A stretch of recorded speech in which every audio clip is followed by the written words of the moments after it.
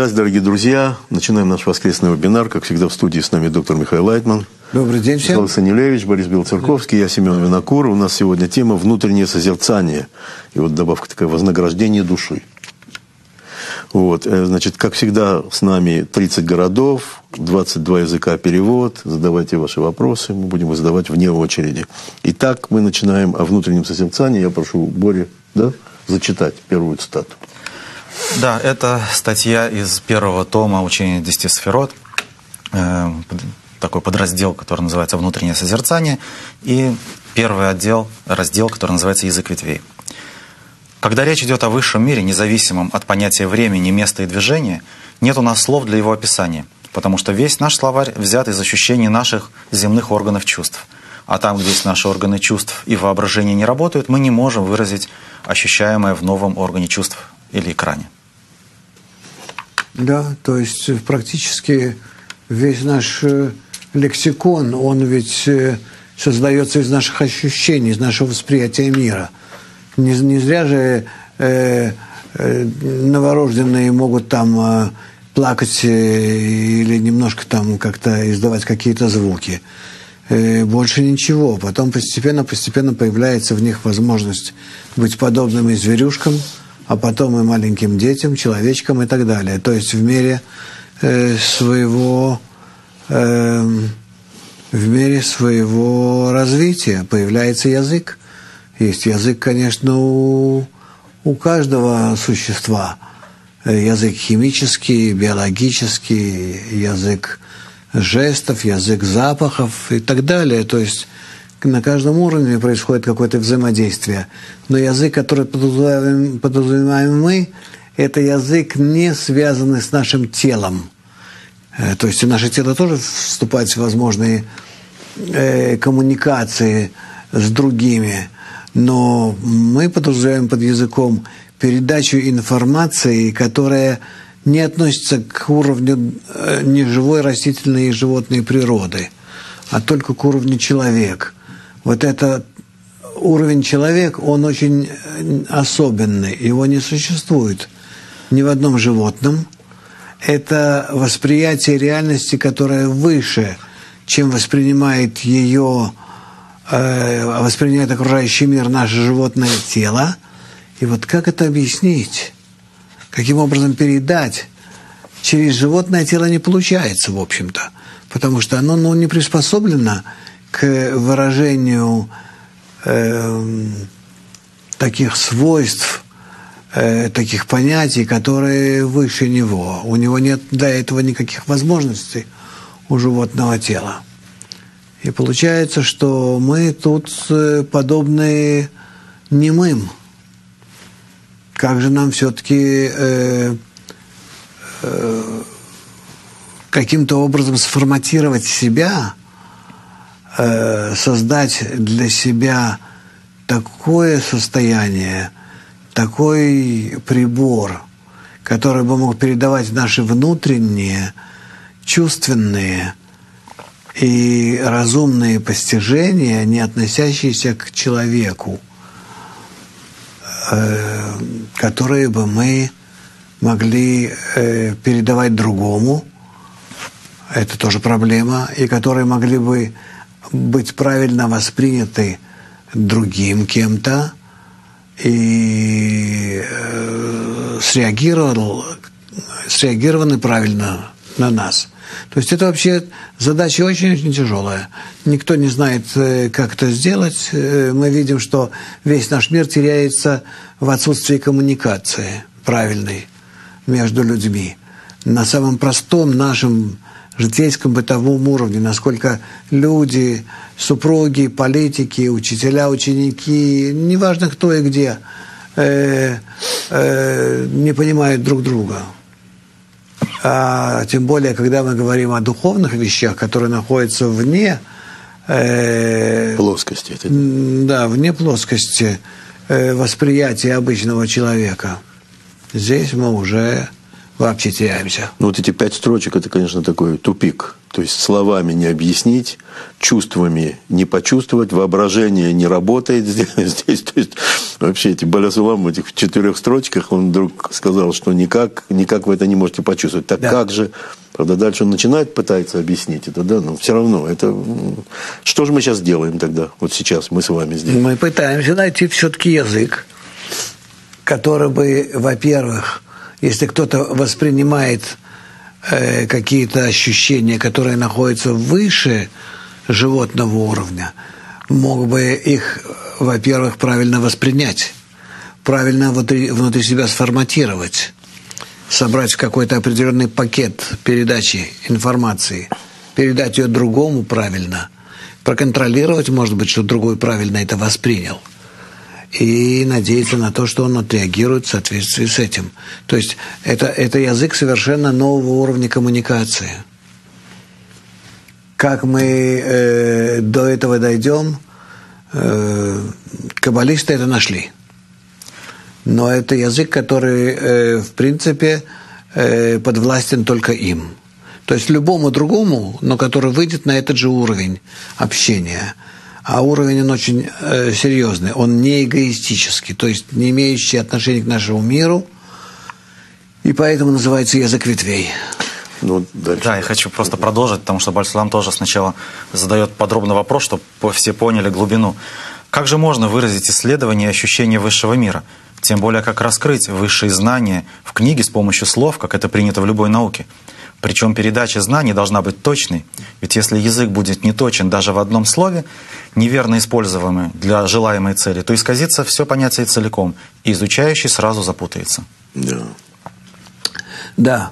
Дело в том, что если в нашем мире мы более-менее как-то можем договориться, что вот это называется сладкое, это горькое, это кислое и так далее, или там по другим каким-то параметрам, потому что каждый из нас что-то ощущает, и мы можем быть постоянно в интеракции и как-то перепроверять, договариваться об общих каких-то понятиях, то там, где заходит речь уже не о наших ощущениях, а о каких-то понятиях более оторванных от восприятий чувственных, то там уже нет, смотрите, как пишут, перевод, допустим, на английский и на русский язык, они имеют одинаковую силу. Да, то есть мы подчеркиваем, что тут могут быть разночтения всякие, но мы должны достичь того, чтобы эти переводы воспринимались адекватно, подобно. А вот с духовными это проблема, потому что там это не почувствуешь, там это не перескажешь, там ты не знаешь, как воспринимает другой человек, потому что от тебя его система духовная, она закрыта. Ты посылаешь куда-то сигнал, как он будет воспринят, обработан, и как отреагирует вот этот вот аппарат следующий, который называется приемником, человеком, неизвестно. Вот как раз Роман из Львова спрашивает, а как же вы, как каббалист, можете проконтролировать, что другой правильно вас воспринял? Вы, как учитель, четко видите, правильно ли вас воспринимает группа, ученики? С учениками это проще. Поэтому я ни с кем и не общаюсь особенно, кроме как с учениками. Потому что учеников я держу в себе, как наседка на яйцах. Я их держу в себе, я их наполняю, я их контролирую. Я, как вам сказать, все время держу их на коротком поводке, вызываю определенные реакции, определенные воздействия на меня. И далее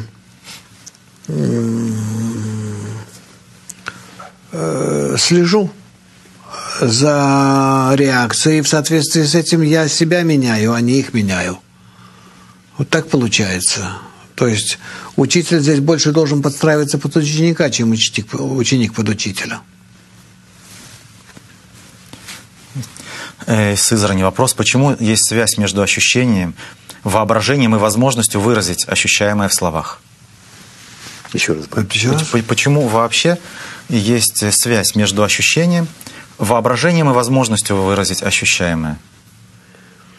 А как ты еще сделаешь в языке? Если у животных это естественный язык, как у детей, плачет, смеется, кричит, набор определенных реакций, то как ты можешь сделать это с понятиями духовными? Ведь проблема, что в духовных понятиях проблема в том, что я не знаю, как он это воспринимает, я не знаю, что находится в нем, я не могу проникнуть в него. У нас с ним должна быть какая-то особая коммуникация, общая. Мы должны быть зациклены вместе на какую-то систему. Это непросто. Мы не понимаем, что наша связь друг с другом, она может быть только через Творца. Вот в конечном итоге у меня нет уже больше терпения развивать эту мысль, а просто вот сказать, это конец. Связь между нами, если это не на уровне неживом, растительном и животном, а на уровне духовном, то есть внутреннем, душа с душой, она может быть связана только через Творца. И поэтому тут ничего нельзя сделать. Нам необходимо выйти на этот уровень, и тогда мы начнем понимать друг друга. То есть без Творца нам тут не обойтись. Творец является этой коммуникативной системой, коммуникационной системой, которая включит нас всю в себя, и мы через него начнем только правильно воспринимать друг друга. И наоборот, пытаясь устремиться друг к другу, мы начнем изучать и обращаться с ним. Вот поскольку мы дотронулись до понятия экран, Now that we've touched upon this notion of a screen, what are the elements from which the screen is made? Это, кстати говоря, не основной орган чувств, это вспомогательный. Что значит? The screen is an auxiliary element. If we had the same qualities as the Creator between us, then we wouldn't need to worry about anything. But since we need to come up to the same level, I can only rise above myself. А подъем над собой возможен только в размере эгоизма, который во мне. I can only rise above myself to the extent that I have the ego within me. Я могу над ними подняться, то я могу транслировать себя на Творца и через Творца, через эту систему, которая называется Элоким, Творец, Авая, транслировать на любого участника в ней в размере этого моего подъема. Этот подъем мой, он позволяет мне правильно связаться с другими, на этом же уровне постараться контактировать с ними. Коммуникация, она как в наших модемах, то есть должна быть с моей стороны подобно коммуникации со стороны другого человека. Но, в принципе, если когда мы входим в общую систему, то это налаживается с помощью высшей силы. Это свет, он уравнивает эти частоты. Николай из Днепра спрашивает, в чем вы себя как каббалист подстраиваете под учеников и группу? Как вы взаимовключаетесь, отменяете себя? А как мы подстраиваемся под детей, под новорожденных, когда они растут, становятся большими, большими и так далее. Мы же все время подстраиваемся под них. Не они подстраиваются под нас. Говорят, маленький ребенок – это глава семьи. Потому что семья существует ради него. Так ведь? Раз, два, три. Так что... Как слышно? Для чего же группа существует? Для того, чтобы меня обслуживать или чтобы я обслуживал их? Я же их должен поднять до следующего уровня. Вот как раз вы разбудили вообще людей. Тамара из Ростова спрашивает, когда вы держите учеников в себе, вы с ними держите связь через Творца или они внутри вашего духовного парцуфа, как ребенок в утробе матери? И это значит в Творце. Потому что та система, которая называется матка, в которой я ношу своих учеников, это и есть Творец во мне. И только в нем уже рождаются следующие, так сказать, души. А язык какой у вас есть с учениками? Есть какой-то особый язык? С учениками особого языка у меня нет, как только через то, что мы совместно изучаем труды каббалистов, и через то, как мы контактируем между собой на этих трудах, мы вызываем общий свет, и он учит каждого из нас. Никто не получает непосредственно от учителя или ученик от ученика и так далее. Никак и никогда. Это все происходит только через общую систему, даже если мы это не воспринимаем. Леонид из Тамбова спрашивает, что именно вы контролируете и для чего в духовном пути?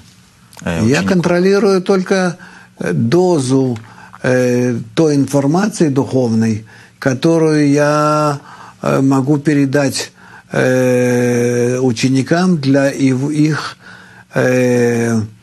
роста, правильного, оптимального восприятия информации и ощущения.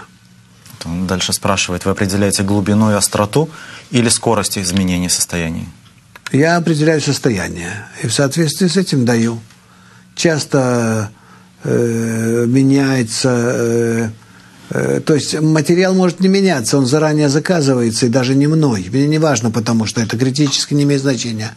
Но имеет значение, что когда я начинаю объяснять, они читают материал, а когда я его начинаю объяснять, то уже в моем объяснении есть соответствующие изменения, соответствующая настройка на ту волну, на которой находятся ученики. Вот, кстати, что такое интернет? Вот сразу моментально вопросы. Вот вы говорили о слове, которое может быть неправильно использовано для цели.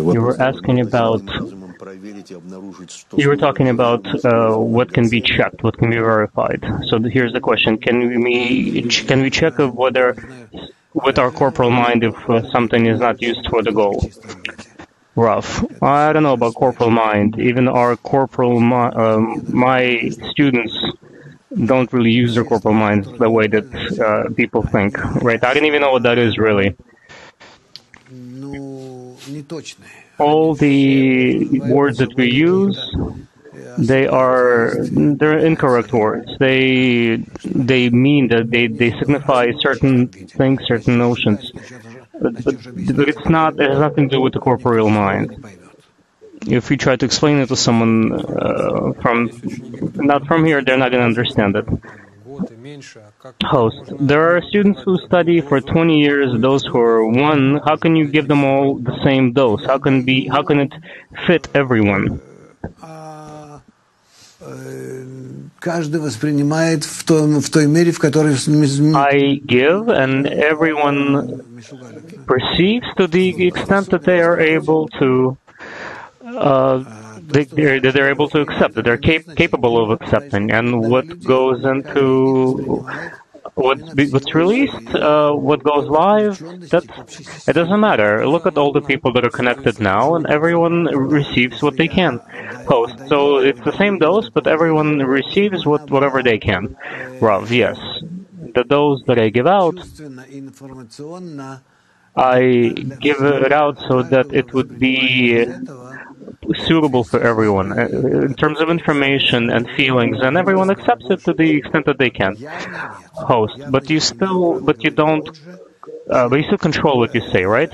Rob, well, clearly I cannot say what more than what people are capable of accepting, but it doesn't speak to their spiritual level of perception. Host, when we are on the spiritual level, we'll be able to understand each other without words, since it said that there are no words.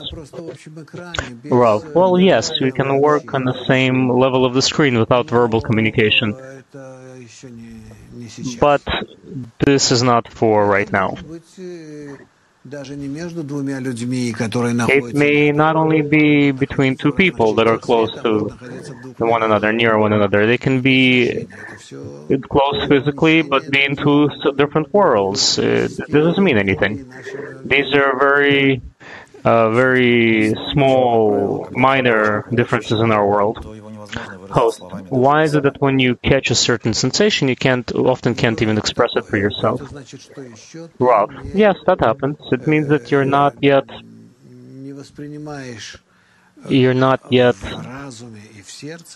capable of perceiving in the heart and in the mind the influence in equal measure.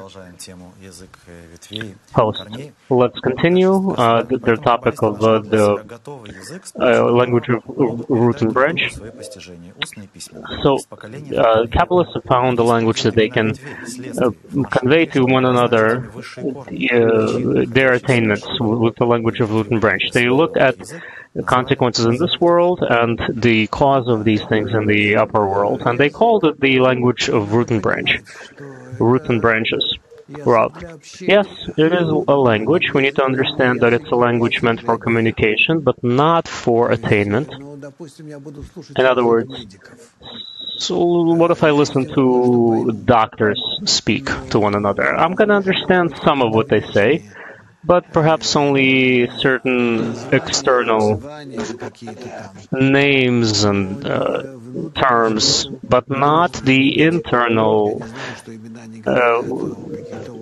meaning of it, because I'm not a doctor myself. I know they're speaking about certain organs and the way that they function and various medical parameters and analyses. They may be speaking a language where I might be able to understand words, but I'm going to lack the knowledge in order to really attain it, to understand it.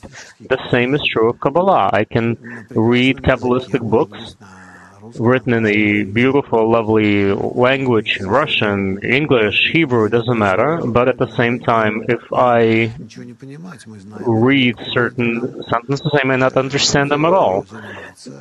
We know that from the people who come to study with us, they can read the text without any issues, but they don't understand anything that they talk about. So there's a difference between knowing the words and understanding their meaning. The language of branches, besides everything else, talks about not only that we know the mechanical meaning of the words, like the screen, tzimtzum, restriction, reflected light, direct light, chasadim, chokhmah. What this language is that in our world, the word name represents a branch, and in the spiritual world, I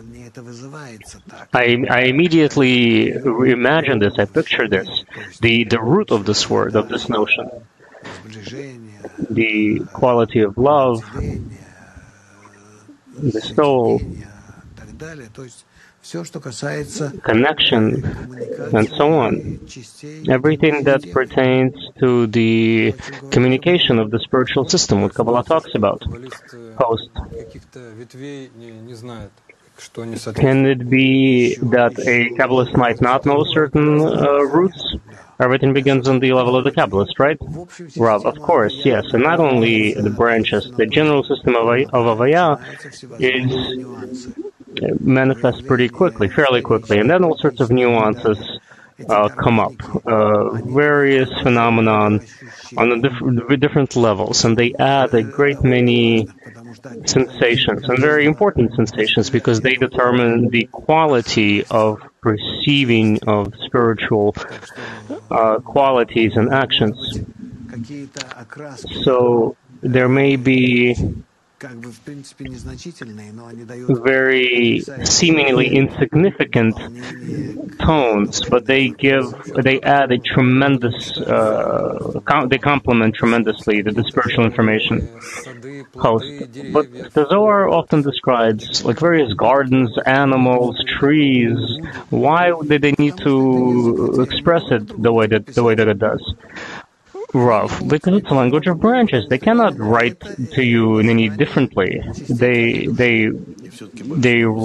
talk about them because they indicate the notion, the parts of your soul on the spiritual world.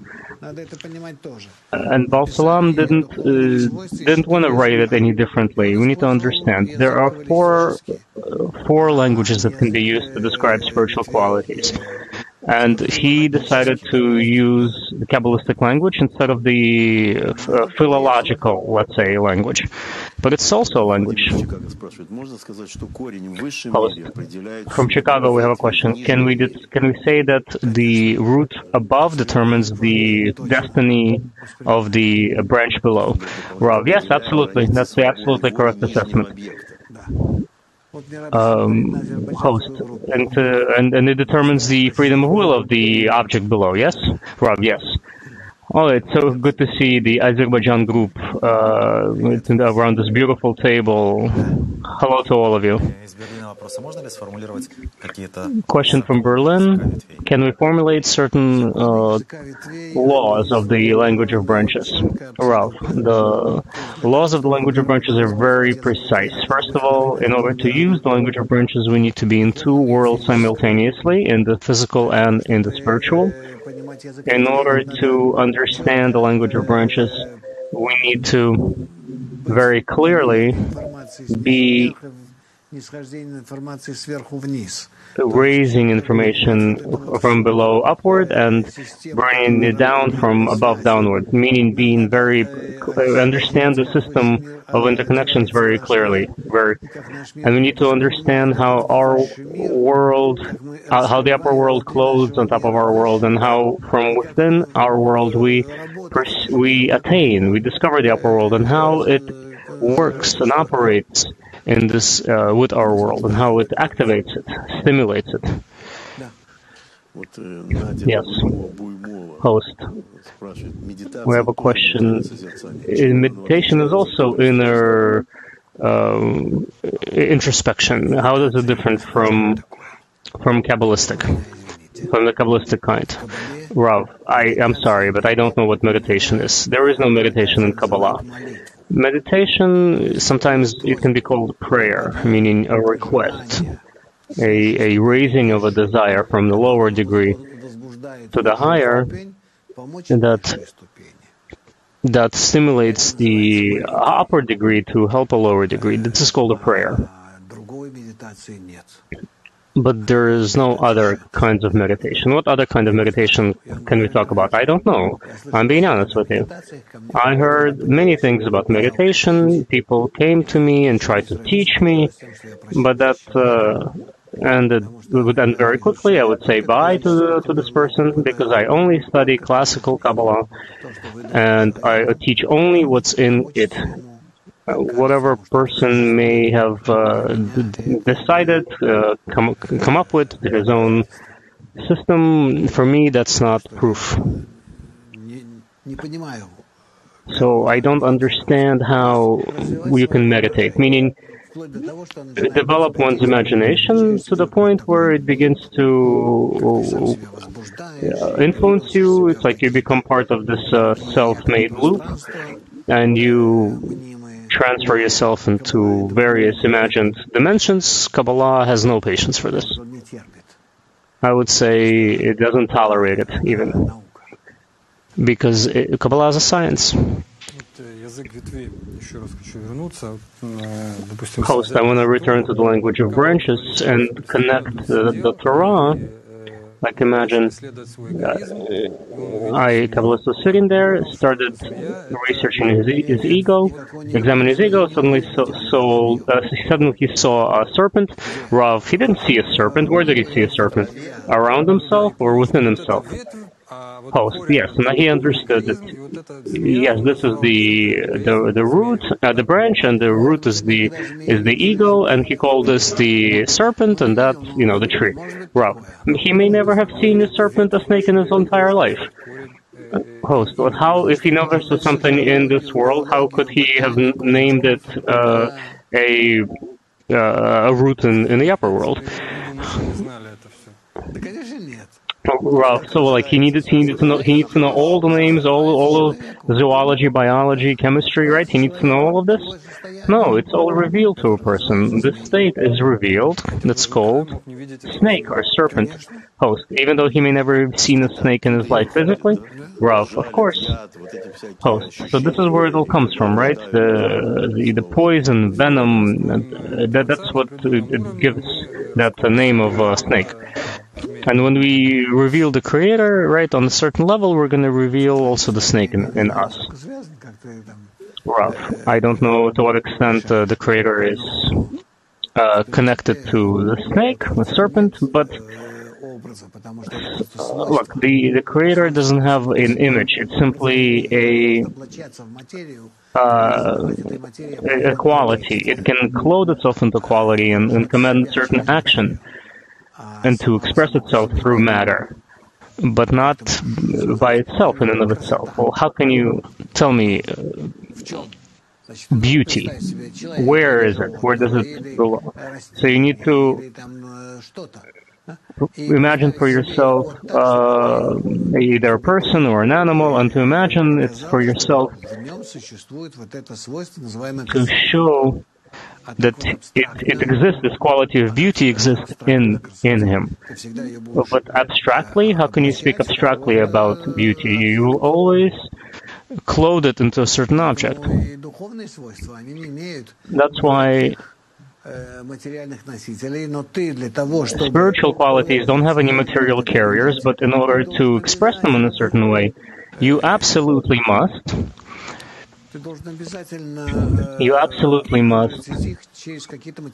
express them using certain carriers. So when you say the ego and the serpent, there is a certain connection, right? There is a link. Ralph, we're not going to understand what we're talking about here. What is the serpent? What's so special about a serpent? How many serpents exist? By the way, that's exactly what I'm asking. What's so special about a serpent? Ralph, you're never going to find any proof of this in our world, right? But there was a time when I was studying with Elel, Rabash's student. He was also an elderly person. He was around 65 at the time. I was 30. I was 32, 33. And he didn't feel good at some point, and he said, I need to go for a walk. And I took him to the zoo. We had a big zoo. It was huge. You could drive through it in a car. There was a big pond with hippos. I took him to an enclosure with elephants, and he said, "Oh, now I see what this is. This is a mountain with a snake in the front and a snake in the back." I remember how he perceived it, right? Like with a trunk in the front and a tail in the back. I remember being shocked. This is a person who studied Kabbalah all his life, and the way that what he saw here. So there is no. They understood that in our world, the spiritual quality called serpent, in our world, it gave this particular quality, but they didn't study botany, zoology, biology, but they wrote a lot about it so thoroughly as though they know the underlying nature of all of these creatures. So all the trees, all the different animals that are written about in the Torah, Rob, how could they know this? Well, you think they went to school, to university, majoring in this? No, but they described absolutely everything, and even those that don't exist in our world, because either they don't exist in our world yet, or but they will be revealed in the future. But it all comes from the attainment of the upper world, because every root above needs to be expressed, manifested below in our world. Host. Question from Novosibirsk. What is mind from Kabbalah's viewpoint? Is that the only thing that differentiates man from animal, or is there something else? Mind is purely an auxiliary element in us that allows us to differentiate one feeling from another, and nothing else. It doesn't exist in and of itself. But because we have one desire with a fulfillment and another desire, in order to compare them one with the other, we have the mind. It services our desires, and it works at this at a junction between the desire of reception and desire to bestow, and comparing these things. So this works in the level of this world and the level of the upper world as well. It allows us to adapt, to compare one against the other. That is the network of the mind. So, host. So what comes first, the desire or the mind? Rav, the desire, of course.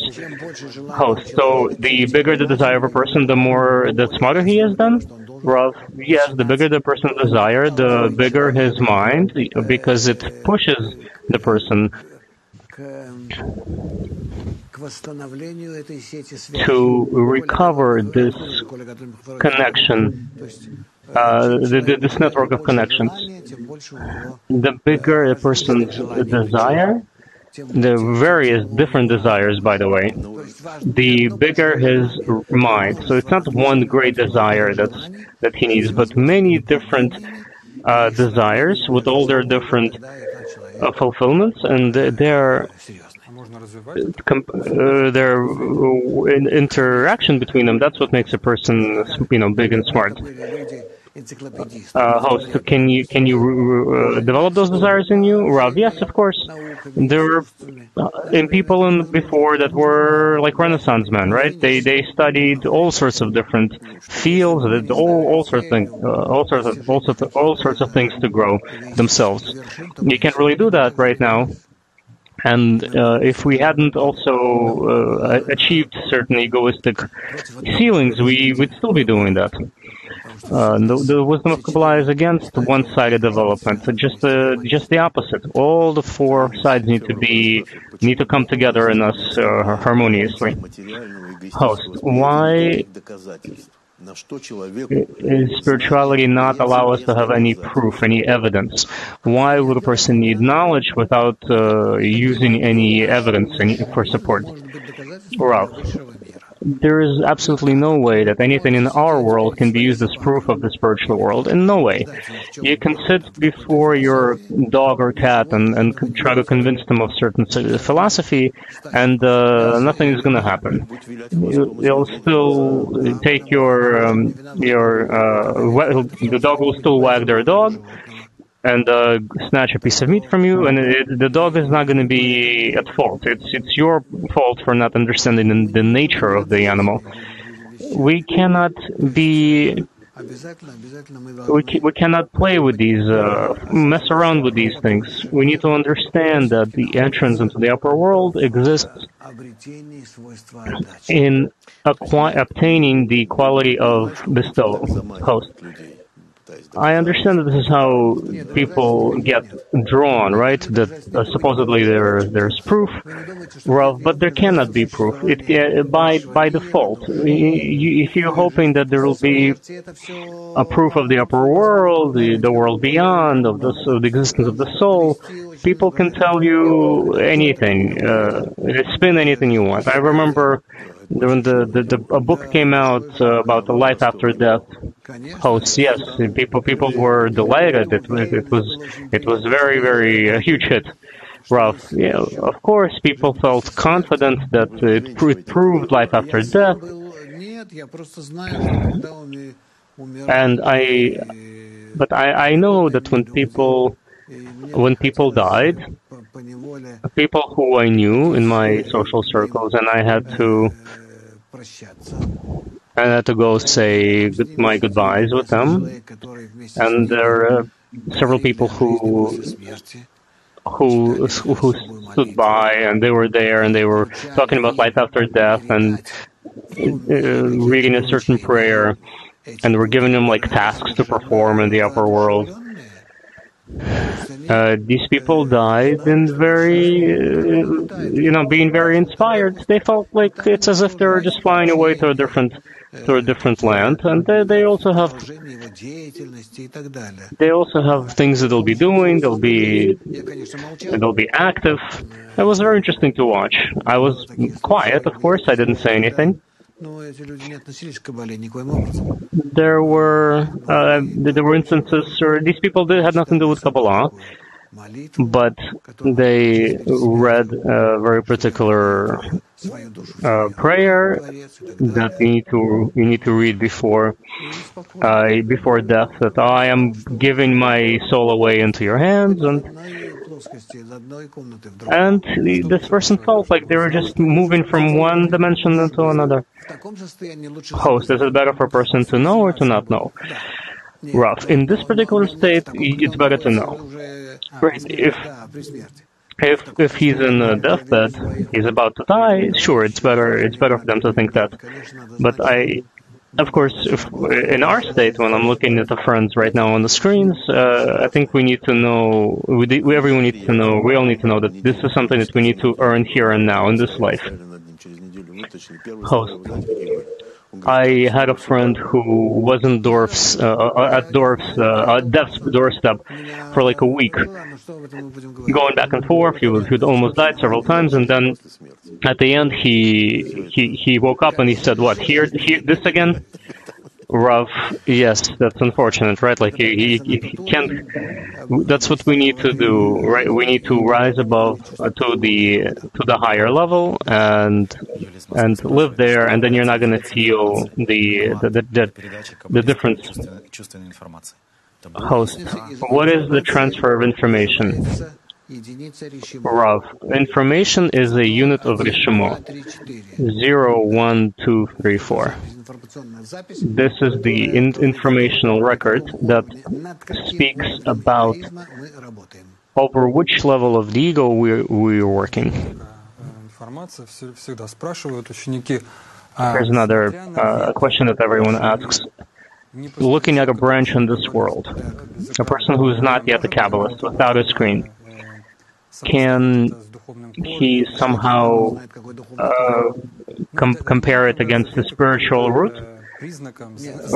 Rav, how does he know how could he do that? Where is he going to get it from? Host.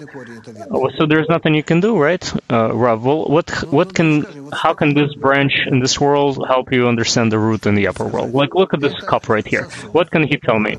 This is a vessel that is meant to be filled with liquid of some kind, and that's it. In the spiritual world, a vessel is my desire to be fulfilled by something that doesn't pertain to itself, and for a particular future action that also doesn't pertain to himself, doesn't belong in him, is not in him, and with this, to come to an action that will benefit the higher one, the upper one that stands above him. So this is an action, intention. This cup needs to be alive. Host.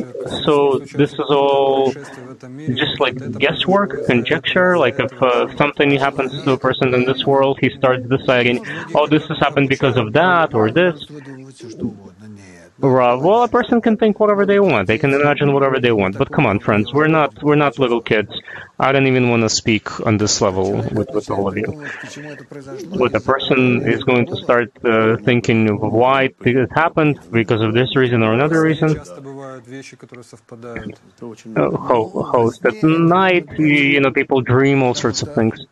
Rav, well, dreams are different, but again, we're not talking about the spiritual world here. We're talking about our corporeal reality. When you separate a little bit from our corporeal reality, and then you can sense a little bit of the next level of still this reality, not spiritual reality. When suddenly you'll understand, you'll have an inkling as to what you need to do next. This happened to me before. I had to take a test at a university, an exam, and I knew for some reason that I needed to do like this specific action. This is what I need to study. It's like I felt it in my in a dream, and I did that. It's as if it already happened. It was like deja vu. And I knew exactly what I needed to do, what I needed to study, what I needed to prepare for. This wasn't the upper light, it wasn't the upper world. It's just being able to come up just a little bit higher above this informational field here. Host, is it something that we can develop in ourselves? Rav, no, you shouldn't do that. Can you imagine how this would enslave you? You would only be thinking about how to be in that next level, in the next state of yours, right? Like how to win $1 million with a lottery ticket. And what are you going to do with this then? No, absolutely not. You're going to know what's going to happen to you when you're going to die, all of your actions. Will you be able to live like this? No. This is done purposefully. We need to understand the necessity of this upper governance that hides all this from us, host. But sometimes it doesn't hide it. Rav, there are certain people like Wolf Messing who can sense that, but still, this is a disorder. This is not a normal state of being. There are people like that, yes. There are many people that came to me and that tried to prove to me that this is spirituality. Host, so you're claiming that it has nothing to do with spirituality. Rav, of course not. Absolutely not. This is psychology. Our human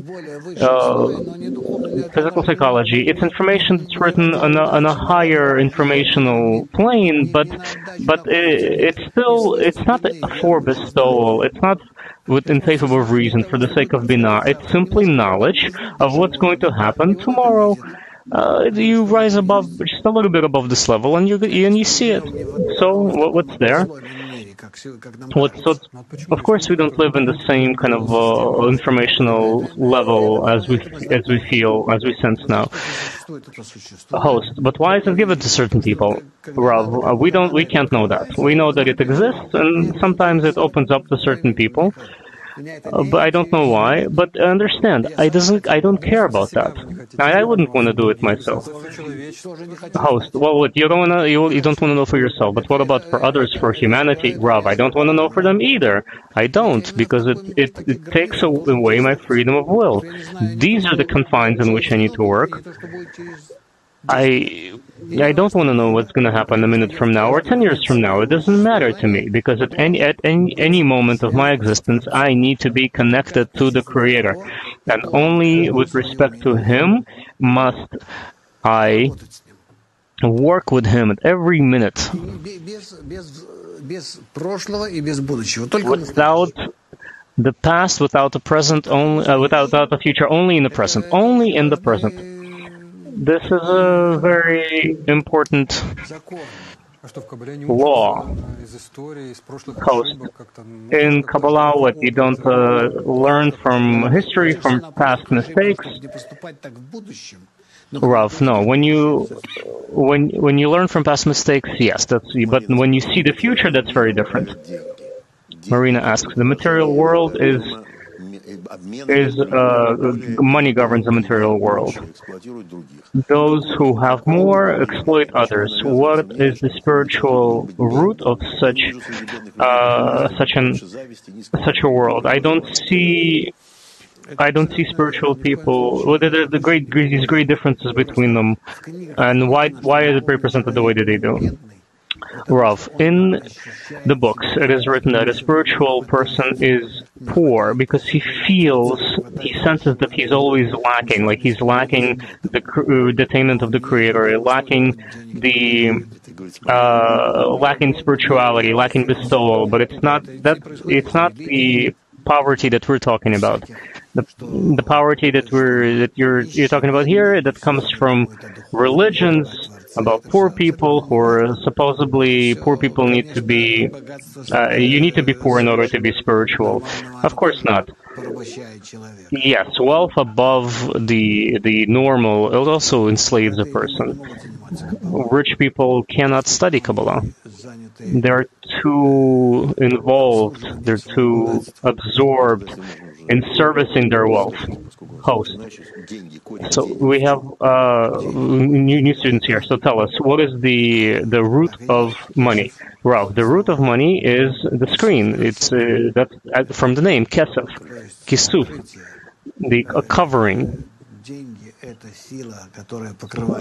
Money is a force that covers our ego and gives us the opportunity to work above our egoistic desire, to act above our egoistic desire. So the right action with money, using money in this world, I can do lots of good. But who does that? No, it's usually the opposite. A person falls below. Question from Vilnius. A person can see his spiritual potential, or does a Kabbalist see a person's spiritual potential? Rav, it only depends on the person how he can actualize his potential. Host, no, he's actually asking about whether Kabbalists can see the potential of a student. And Rav, yes, the teacher can see the potential of the student, the height of the soul, but how it will be actualized, that he does not know. There lies the student's freedom of will.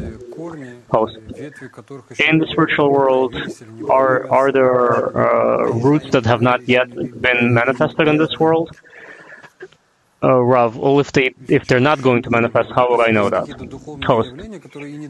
Are there spiritual phenomena that should not manifest in our world, but they still exist, or everything needs to manifest?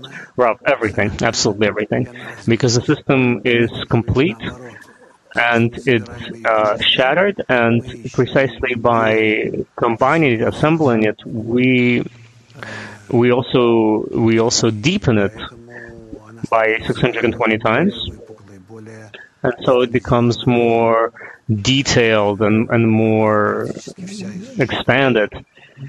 But it always existed, and it continues to exist in its original state. At first, in its original state, and then as we reconstruct it. Host. So it has to exist in the spiritual world, and then it has to manifest in our corporeal world. Rav, yes. Generally speaking, yes. It is written that each spiritual root, each corporeal branch needs to touch its spiritual root. Host. So, like the extinction of the dinosaurs, all the environmental disasters, the appearance of humankind, Rav, yes, all these things need to have manifested, of course. It all comes from the spiritual roots. Host. Well, there's one question that keeps snowing at me. I watch your show with Simeon about the secrets of the eternal book, and you talked about the Ten Commandments. And I couldn't understand one thing. Like you mentioned something that the Ten Commandments, like for instance, do not steal. That you said that when you're around a group of people and you don't initiate their advancements, when you don't give to them. That's the meaning of do not steal. And that honor thy mother and father, it talks about actually like the system of forces that is not being honored. Why couldn't it be like explained in parentheses or something next to it? Rob, who would understand it? Host, well, what? Like the way that I explain it now. What would be so difficult to explain it? Rav, what are you talking about? What spiritual system? Are you addressing regular people, the masses? How are you going to convey this information to them? Host, but still, Rav, no, I understand them. Of course, to write down, think how. No, just like a footnote, guys. By the way, Egypt refers to. Don't think of it as an actual, that this actually happened. No, this is all allegorical. It happens spiritually. Why couldn't they put this in a footnote? Why confuse people over thousands of years? Or is there a certain trick to it? Rav, there is a trick to it in that it gives people freedom to the extent of one's development. One can interpret correctly. We can interpret spiritual work either on the level of this world or on the level of the spiritual world, to the extent of his growth. You see, I too have asked these questions, and in my earlier books I tried to describe it, rewrite it, although in a small, kind of popular style. But there is no such language to describe spiritual actions that could language of our world that could describe everything that's written about in the Torah so simply. I can't imagine. Host, even in the Kabbalistic language, it couldn't be described. Rav, it was described in Kabbalistic language. Look at Ari's writings, Talmudas Resfirot. So Talmudas Resfirot is talking about the same spiritual information as in the Torah, or something different spiritual states, or is everything the same, just using a different language? Rav, no, same thing. In the book of Zohar was also saying the same thing, except 90% of it was lost. Host. So all the spiritual books talk about the same exact system, but using different languages. Rav, yes, there are 4 languages in Kabbalah. Host, so we have a blitz of questions. The cause and effect of actions, don't they explain the connections of happiness in a person's life? Rav, no. I can do really good actions and receive tremendous suffering in return. One is not related to the other in any way. Question, how can one learn to look within oneself? Rav, one must learn within oneself the following way. Look at the friends and sense your reaction towards them. That's what it means to look within oneself. Question. It is written that a parent who does not punish his children is bad, is evil. How do you punish your students? Ralph, I don't punish my students, they punish me. Punishment, a person in that state punishes himself. I try to give as much as I can, and they accordingly take what they can. Question, what are the spiritual actions that take place during the morning lesson? In the morning lesson, there is a great deal of information that flows between us, and he who is aimed at it, he can be like a bird catching a channel of an air channel and rise on it. Question, how can one know if he advances correctly? Is there some indication? Rav, only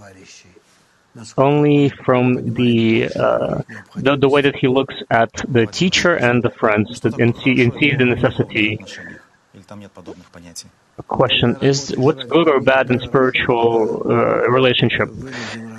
Rav, when you work for the benefit of others, that's good. When you work for the benefit of yourself, it's bad. Question, can Kabbalah defeat art? Rav, Kabbalah is art. If Kabbalah captures a person, then naturally his various corporeal activities may suffer. Question, I live in a small town. I've been studying for 3 years. I watch daily lessons and the Zohar lessons. Should I stop because there is no group around me? Rav, absolutely not. do not stop. A person needs to be connected to us as much as possible, with a group if possible. If not, then without a group. But connection with us, gradually, you will see, it's a process, it accumulates. And ultimately, a person begins to feel and understand what happens in him, in the depths of the world, and it all works. Last question: if I watch your lesson in recording, will I receive a particle of the light from you? Rav, yes, you will, and not only a tiny portion. You will receive that spiritual dose. Be with us. I wish all of you luck, and until we meet again, goodbye.